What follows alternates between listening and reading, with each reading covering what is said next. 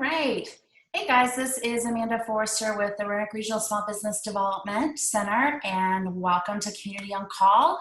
This is a time where on Wednesdays we try to meet with other community leaders and other resources in the region that help small business. And today I am really excited because I have Mark Nelson on with Roanoke City. He's the Economic Development Manager, and we have been anxiously awaiting the grant opportunity that they released.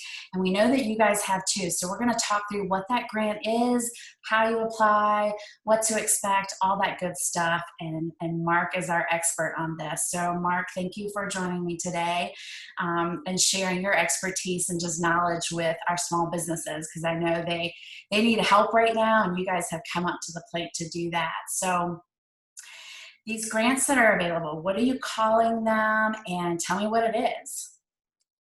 Basically, we're calling it's the City of Roanoke Small Business Recovery Grant Guidelines.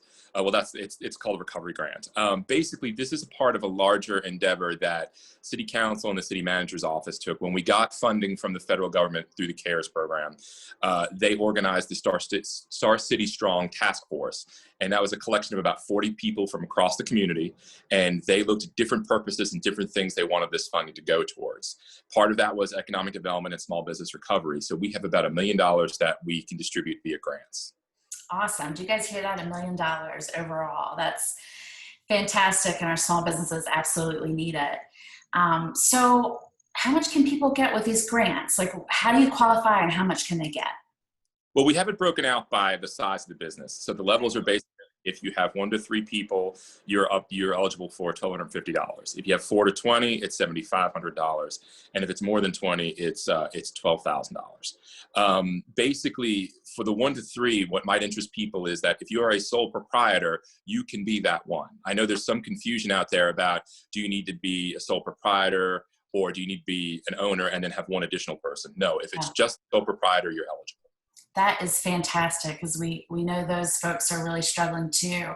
So you guys listen up. If you're one, it's just you and your business, sole proprietor, even if you're registered, I'm assuming, as an LLC and it's just you, because some people do that, you will qualify for this. So, and I love your division based on number of employees. That's some incredibly helpful money for our small businesses right now.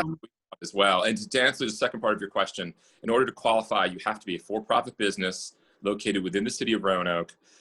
You have to be current on all your city taxes and fees. And if you're required to have a license from the State Corporation Commission, and not all businesses are, certain ones are exempt from that sort of thing. But if you are required, you need to be in good standing with them as well. And it's very helpful to determine all of those things before you apply.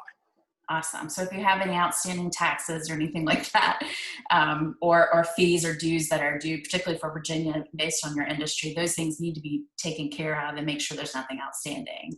Right. And so how do they apply? Well, you can go to the website, you can go to roanokeva.gov, and up at the top, there's kind of a blinking red light. It basically says recovery funds application period is open.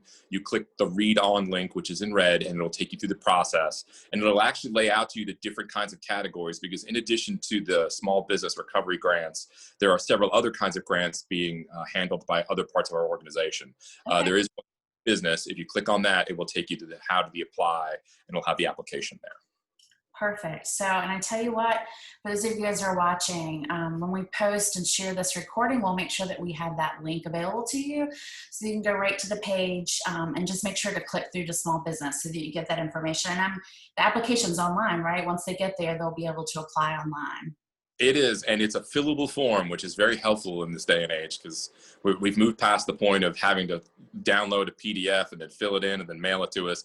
It's all directly online, and we pull it down as quickly as we can. That's fantastic. And I will tell you guys, if you are having trouble, and a lot of you guys are working at home and sometimes in areas that your internet connection is not great or you don't have broadband access, at the Small Business Development Center, we can help you. So we can hop on the phone with you. We can get on a Zoom call. We can even go through email. If you've got questions about application questions, we'd be glad to help you with that. And sometimes there's business language that we all aren't familiar with. So I'll throw that out there. If you guys need help with us, make sure you contact us at the Small Business Development Center, and we'll help walk you through some of that language if you need it. I know that you've had a lot of people apply already, right? Like these released last week. Right. We started on August 14th officially. So we're Okay. probably about 2 weeks in. Okay. And I'd say probably, if I'm just going off the numbers, I don't have the spreadsheet in front of me, but I'd say we have probably close to about 100 applications already. Wow, that's fantastic. Good. But still room for more, right? Lots of room for more. Yeah, there's still room for more. And that, we encourage you to apply. The process is a rolling process, so we will be handling grants and applications until the funding is gone. Okay, that's good to know. But as with everything, don't wait, guys. Right? Like, go ahead and apply now. You don't want to get that message when you had it in your mind you're going to apply, and you get the message that the money's gone. So, The last thing we want to do is have to call someone and tell them that we're out of funds, and to absolutely. apply early if you can. Absolutely. I love that. And we know you guys need the money. So apply now. And that leads me to my next question. What can they expect once they apply? Well, once the application is submitted, we have two economic development specialists who have been working nights, weekends. They're putting a lot of time and effort into this. They look through the applications. They make sure that they verify that all the documentation is there. If it's not, they will generally call you or communicate with you to make sure that they'll tell you what pieces need to be updated or corrected in order to move the application forward. Once they get that and everything is vetted, they then give it to our administrative assistant, who has also been a superhero throughout this process. She works with the different city offices, the treasurer's office, and a few other places to make sure that that everything is up to date in terms of state corporation commission, up to date on taxes and things like that. Then the application comes to me, and I review it and approve it. And then it goes back to one of our economic development specialists, Sean Atkins, who represents he works with the Economic Development Authority for our office. One of the things that people may not know is that cities cannot distribute this money directly to businesses. In order to do that, we have to send the money through an Economic Development Authority. So the checks are processed and cut from the Economic Development Authority, and then they will be mailed out to the individual businesses. I love that you just shared all that. So many times, especially our small businesses that we work with so many, we don't ever get to see behind the scenes in economic development and even to understand how it impacts us as a business. But I love hearing like how that's operationally working and all the people who are involved in that and working. I know everyone who's dealing with small business recovery and assistance is working around the clock. And so that's really cool to hear what that process is like. Thanks for sharing that. I think people enjoy knowing what's behind the scenes.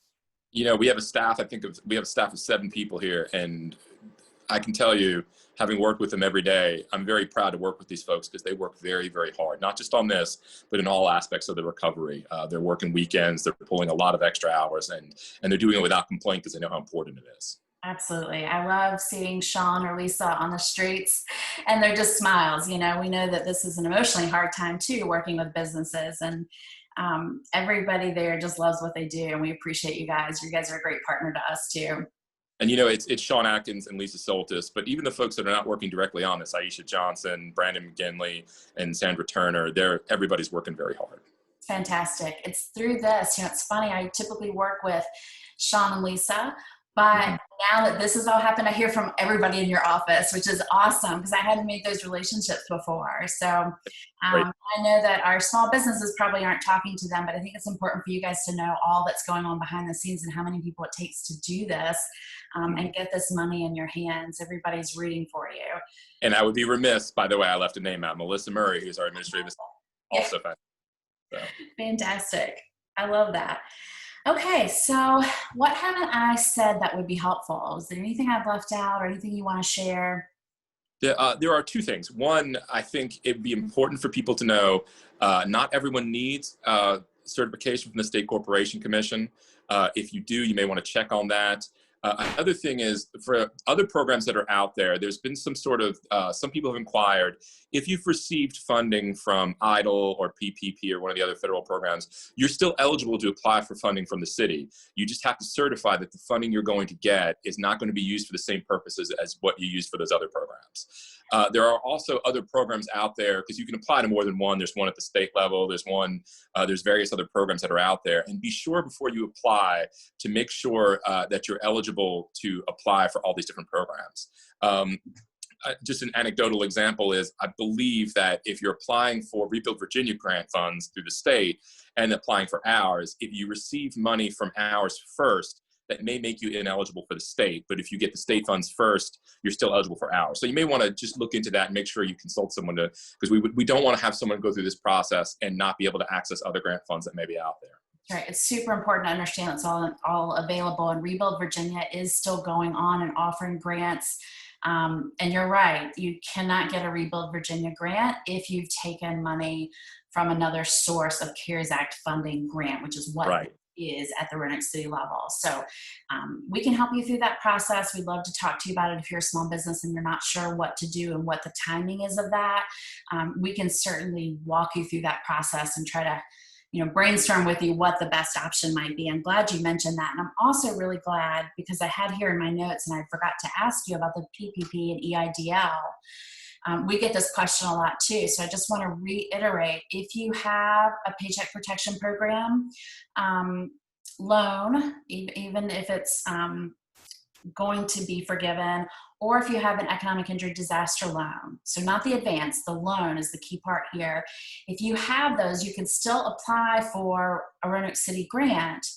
You can't use the money for the same thing. And guys, this is just a federal thing. You can't use federal money and federal money for the same thing. It's called double dipping. So Right. It makes sense when you think about it from that level.